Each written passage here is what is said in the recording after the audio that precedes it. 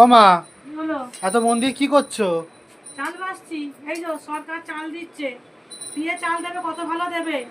গরিব মানুষ চালগুলো কি করব? এই যে চাল বাসছি, ওয়েট বাড়াবার জন্য এই চালগুলো দেয়।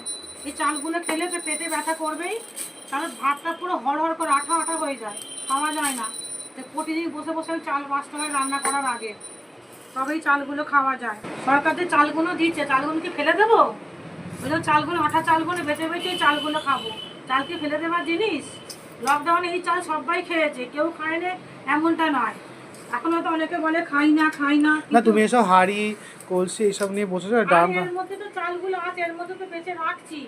ওদের কি বাঁচা যায়? আজকে একটুখানি রান্নাটা হালকা আছে বলে ভাবলাম যে কটা চাল বেঁচেই নি। লকডাউনে প্রত্যেকে খেয়েছে, এখন অনেকে খাই না, না খাই এই না বলে। চালগুলো এই চালগুলো হ্যাঁ, ফেলে দেওয়ার জন্য এগুলো আর কি। ময়দার মতো সেই হড়হড় করে আর ফুলে সেই মুড়ির মতো হয়ে যায়। এখানে আছে, দেখো, দেখা অনেকে যাবে। এখন কি করে, নিয়ে গিয়ে বিক্রি করে দেয়, কিন্তু নেয়। খায় না বলে নেবে এটা এমনটা না, কিন্তু আমরা খাই। বেচে পরিষ্কার করে চালগুলো খাই, কি করব? এই চালগুলো ফেলে দেবো? এই চালগুলো কি দাম নেই?